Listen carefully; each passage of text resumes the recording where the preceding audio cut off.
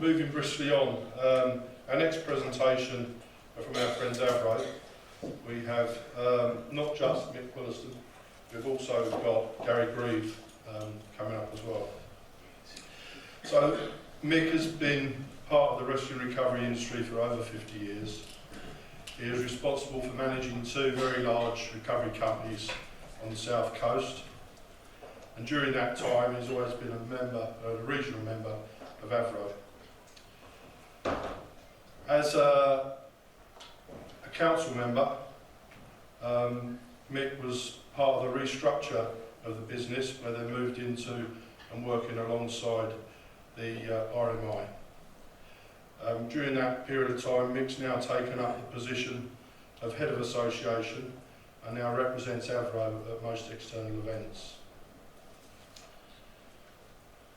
Gary is the Managing Director of his family company, Furness Car and Commercial Limited. They're based on the borders of the Lake District National Park in Cumbria. His company has been members of AVRO since the 80s, probably from its formation, and Gary's grown with the business and of course alongside AVRO. AVRO Region 2 Council member since 2018, now taken on the role as AVRO Secretary. He supports Mick Puleston in his role with the RMI, and today is AVRO's Executive Committee member and has been since October 23. Mick and Gary.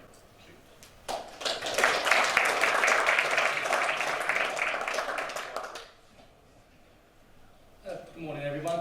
I'm not sure how I can follow Mick Burke and Matt, because that was quite enlightening really, and it proves what we're up against really. Back in March, AVRO were proud to be invited to the NPCC conference, and there were lots of interesting presentations going on, and I learned a lot, but what I didn't even think about is they've now got what they call pedicabs in London, and they're electrifying them, and there's no legislation for them running around the countryside, or in the town shall I say, and actually injuring people. So it's just another aspect that maybe cities where they haven't got the Met Police picking up everything, that they're going to be asking all the other guys, we've got this pedicab electrically installed or modified shall I say, and you're going to be asked to pick them up. I don't really know what to do with them because they're like rickshaws really, but massive amount of power, and people have been seriously injured in accidents with them. So it's just another thing for the recovery industry to be expected to pick up and deal with and store, as in the case of we've just seen with all the electric bikes and scooters. The worry goes on anyway. One of the things that came out of that conference was that despite AVRO advocating police contract members should attempt to get a variation on their contract and meet with the managers or the police forces if it's managing the systems, the consensus of opinion was that there was no one who was going to the police and saying, we want to look for a variation. Can we please have a discussion about that? And that left a sort of thorn in my side, as it was. And when I come back, we actually created a questionnaire with our members to ask them whether they were actually approaching contract managers about their contracts and whether they were financially viable.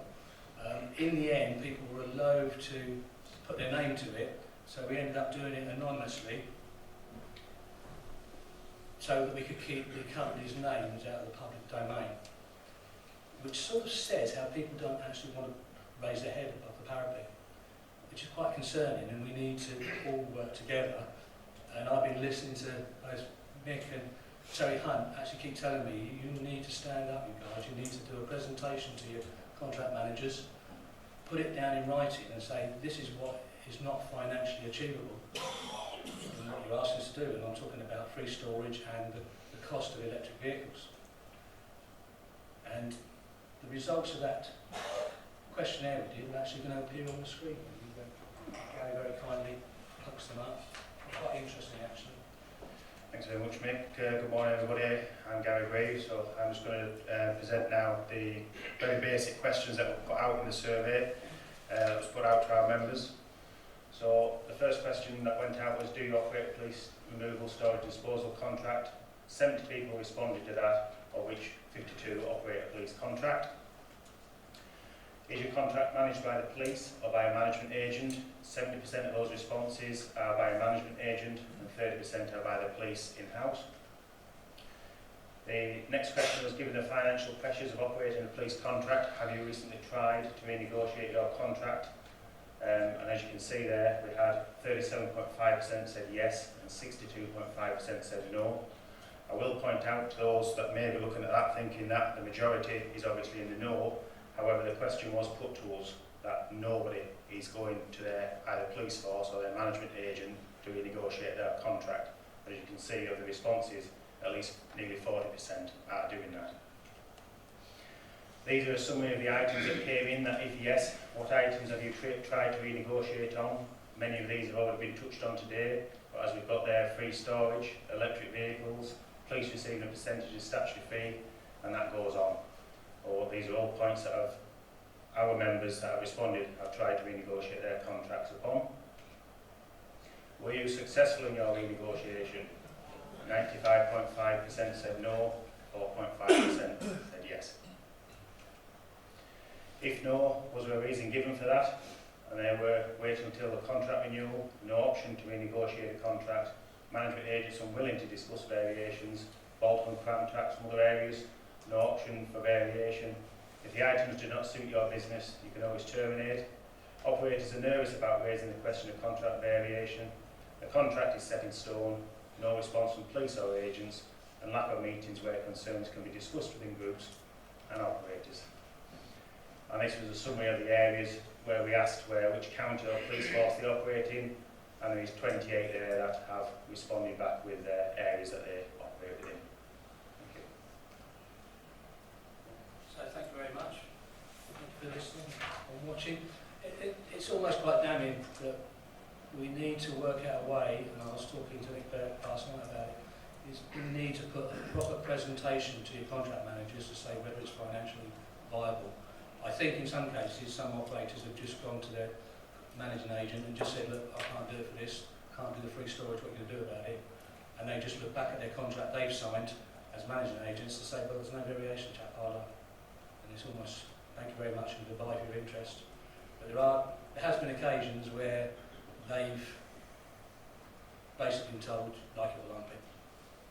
I did it the other way and I said, I'm not doing that police contract anymore because it's just not viably worth it and I'm sick and tired of asking.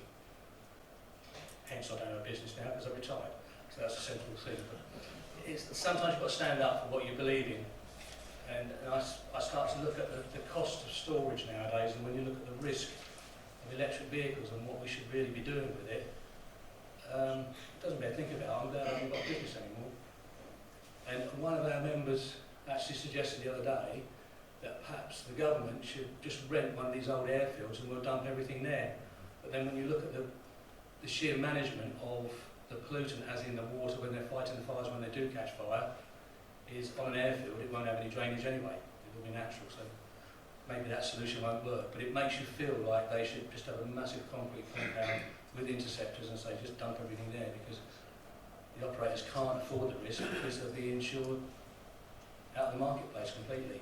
You know, I saw my premiums go up 50% every year, and the lack of insurers willing to actually subsidise the fact that you've got a police contract, and especially if you 50% of your work is police contracts as against other work like workshop, they start to look at you in an unfavourable position where they just turn around and say, no, the liability is far too high, and the answer is pay this increased premium or don't do the police work. And maybe we get into a stage where, you know, there's just going to be super operators prepared to do it, but they'll require a massive investment in making sure that the electric vehicles are completely separated. I don't know who's going to pay for that.